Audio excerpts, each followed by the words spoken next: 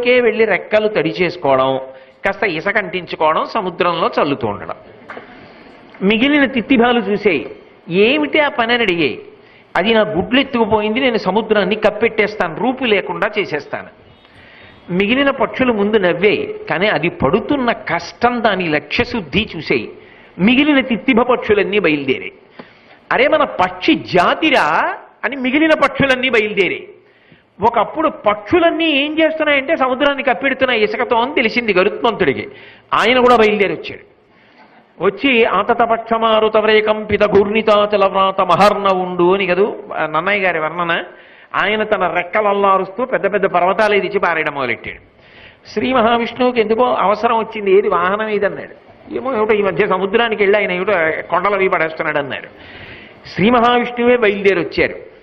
ఏమి గరుత్మంతుడా, ఏమిటి ఈ పని, ఎందుకు మీ అందరూ ఈ పక్షి జాతి అంతా ఏమిటి